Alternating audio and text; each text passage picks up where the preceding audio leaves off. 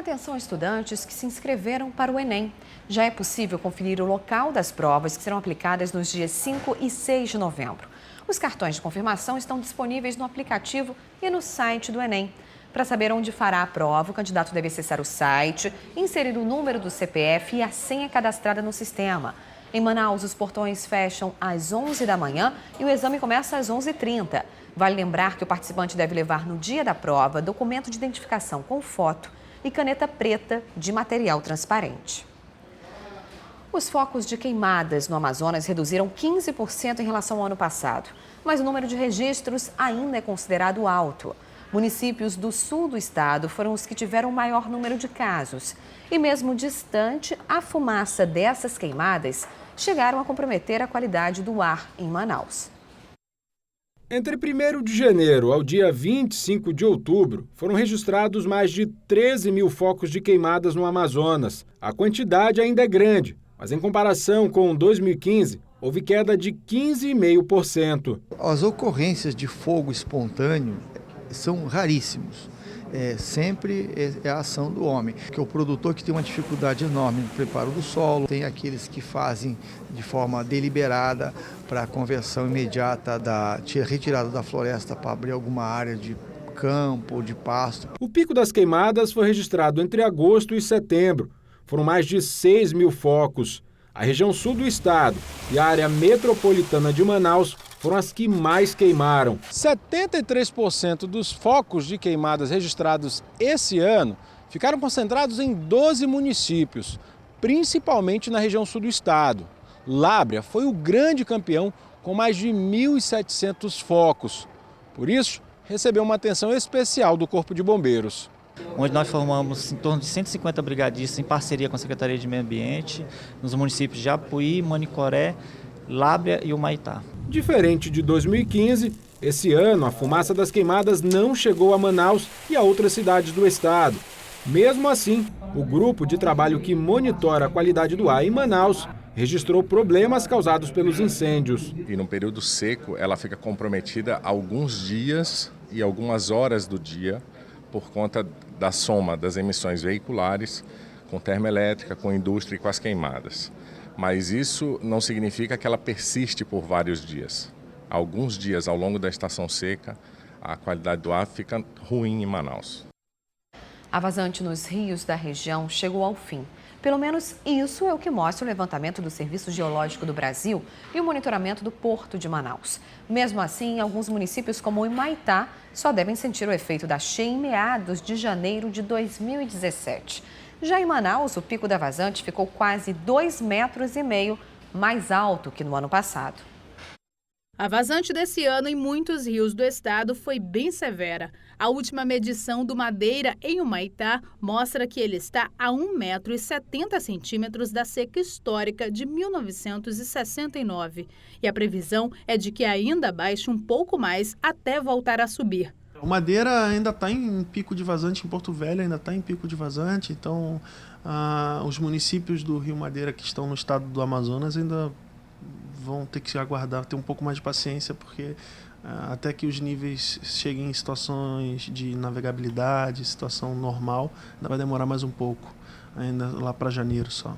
O rio Solimões, na região de Tabatinga, já alcançou o pico da seca e deve começar a subir. Na parte do Alto Solimões já está iniciando esse período de cheia, então já é um processo de enchente já lá. Fonte Boa, idem, já está refletindo um processo de início de cheia. Esse sinal vai até Coari. Já em Manacapuru está como aqui em Manaus, Baixo dos Solimões ainda não refletiu um início de cheia, ainda está em pico de vazante, os níveis ainda estão baixos e iniciando para a semana que vem o início da subida dos rios. Em Manaus, o Negro não secou tanto como foi previsto. O pico da vazante desse ano foi de 18 metros e 16 centímetros. Ficou quase 2,5 metros mais alto que no ano passado. E segundo o olhar atento do seu Valderino, que há mais de 40 anos analisa a oscilação do Rio Negro, as águas já começaram a subir. Considerando que a vazante do Rio Negro ele atinge a sua máxima meados de outubro e início de novembro. Então nós estamos neste período. Eu posso dizer a você que já são 4 dias que o rio tem enchido 1 centímetro ao dia e que eu acredito que já seja o início da enchente.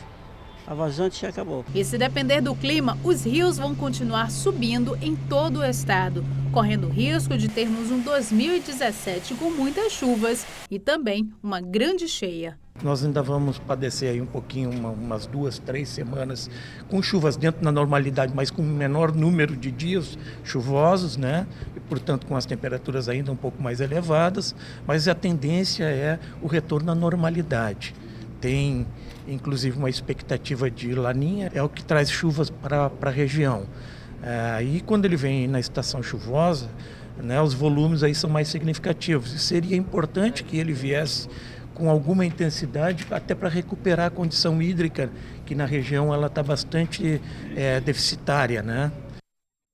Vamos falar agora sobre 2 doenças que, apesar de todas as ações de prevenção e combate, ainda preocupam as autoridades locais. A primeira é a malária. A maioria dos casos registrados no país estão aqui na nossa região.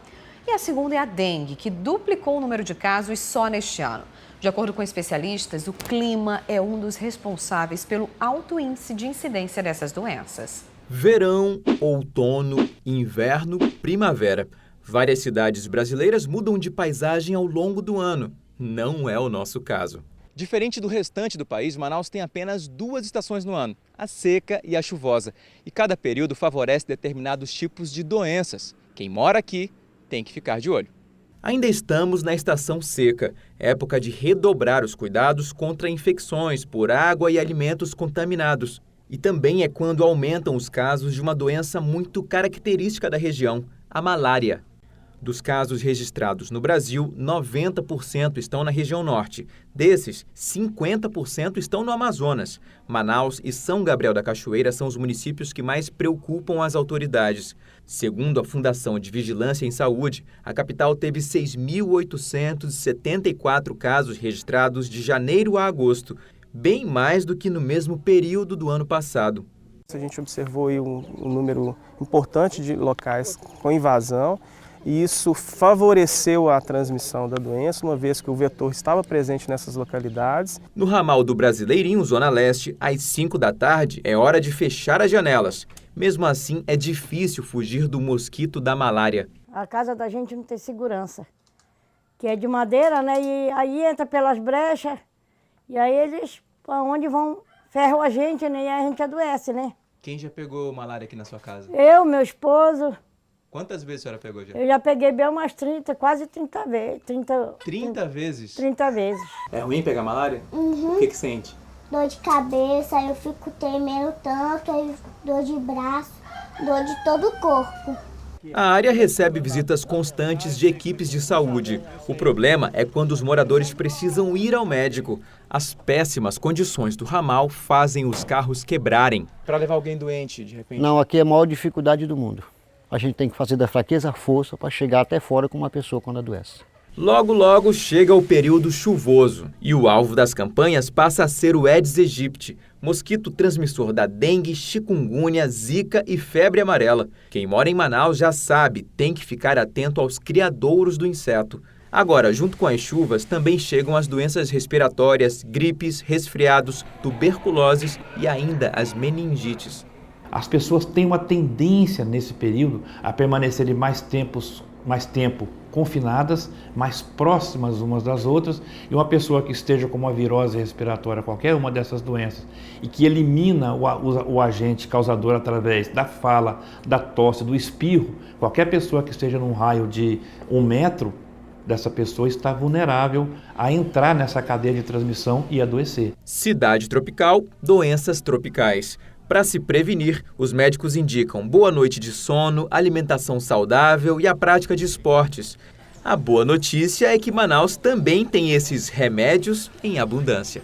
E principalmente, quando a pessoa tem uma doença infecciosa, se ela tem febre, se ela tem dores pelo corpo, se tem manchas pelo corpo, procurar assistência médica o mais rápido possível para que o tratamento também seja seguro e eficaz e quebre a cadeia de transmissão. E nos bastidores dessa reportagem, o repórter José Augusto Souza encontrou uma menina bem divertida e super descontraída, a Eloane, que até cantou para nossa equipe. Você confere essa simpatia logo depois dessa edição na nossa extensão pela internet, no Acrítica Play. E a Arena da Amazônia, palco de grandes eventos esportivos e culturais, vai ficar rosa. A cor é para receber uma programação especial que marca os últimos dias do Outubro Rosa e o lançamento da próxima temporada do programa Vida Ativa, que atende idosos da capital e do interior. Quem tem mais detalhes sobre o evento é a repórter Larissa Santiago, que está lá na Arena da Amazônia. Boa noite, Larissa. Conta pra gente como é que vai ser a programação. Oi, Amanda, boa noite para você, meu boa noite super especial para você de casa que está ligadinho aqui acompanhando a programação do Acrítica na TV. Olha, a programação começa a partir das 5 horas da tarde, mas quem vai contar mais pra gente sobre isso é a Nara Freitas, ela que é uma das coordenadoras do evento que vai ser realizado aqui amanhã. O que vai ter aqui amanhã, Nara? Amanhã, às 15 horas, o portão da Arena da Amazônia irá se abrir para receber o nosso público, tanto os idosos, que é com que a gente trabalha, quanto toda a população, tá? Vai ser um imenso prazer receber todos vocês aí, fiquem ligadinhos, tá? Venham com sua camisa rosa e participem. Pois é, gente, porque isso é aberto ao público, a expectativa é receber mais ou menos 1.200 idosos, mas você de casa também pode vir para cá, porque vão ter, por exemplo, aferição de pressão, teste de glicemia, tem algumas coisas desse gênero, né? Isso. Será uma tarde de entretenimento, tá? Nós iremos ter umas parcerias com a Uninorte, a Academia Atonos, que irá participar do nosso evento, trazendo seus profissionais, tanto da área da saúde quanto da área de educação física. Agora tem um momento que com certeza vai ser bem marcante, que é quando as pessoas vão se reunir para soltar os balões, né, no meio da arena. Isso, exatamente. Antes de escurecer, nós iremos soltar os balões. Quando escurecer, nós iremos fazer uma foto oficial aí na frente. E vai ser isso. E é isso aí.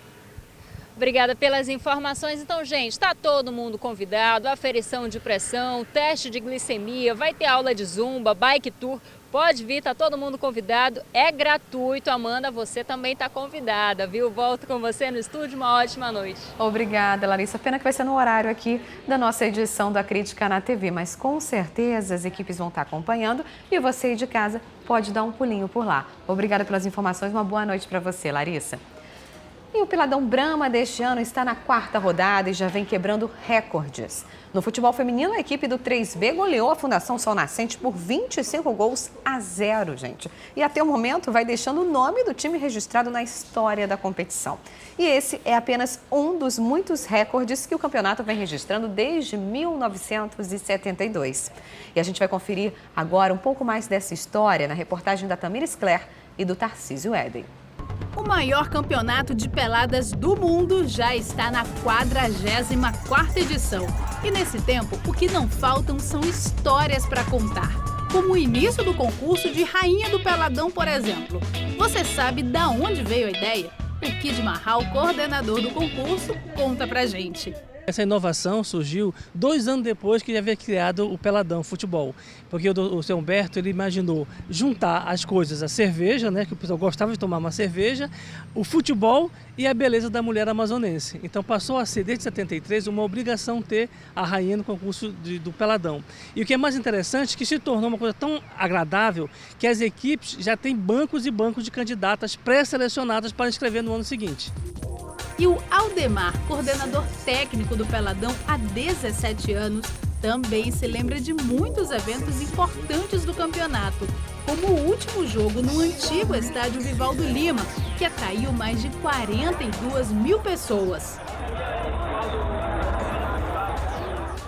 Em razão de que anunciou-se que seria o último jogo do Peladão no estádio Vivaldo Lima, houve um chamamento muito grande da população. E havia uma determinação da CBF que proibia jogo com o público na geral. Então, por isso que a geral estava sendo proibido de haver jogo. Mas em condições de que o Peladão, como era o último jogo no estádio Vivaldo Lima, e o público fora era muito grande, nós tivemos que solicitar à administração que abrisse a geral, e foi aberto, e nós computamos 42.608 espectadores nesse dia, em 2009. E os números dessa competição impressionam. Para se ter ideia, o público que compareceu na abertura do Peladão de 1998 é maior que a população de vários países, como as Ilhas Virgens Britânicas no Reino Unido, Palau na Oceania e Nauru, só para citar alguns. E os números de gols então? Desde 98 até o ano passado, a rede balançou mais de 96 mil vezes. Só nesse ano, antes mesmo da 5ª rodada do campeonato, já teve goleada de 25-0 no feminino. Mas o recorde foi no Peladinho. Foram 31-0 em uma partida em 2005 entre o Compensinha e o Vitória Futebol Clube. Já na categoria masculina, a maior lavada foi em 2002. Em 2 partidas diferentes, o placar foi 24-0. E o Ítalo não consegue esquecer do campeonato daquele ano. É que ele estava lá, em um dos times perdedores, o Parma. Sei que saía 2 gols, 3 gols, ia mudando de goleiro, ia para ali, outro ia pro gol. Tudo menino de 15 anos. E o time que a gente pegou era um time só boleiro, né? A gente já estava desclassificado, foi só para brincar mesmo e acabamos levando essa goleada aí. Quem conhece Peladão sabe que aqui pode acontecer tudo.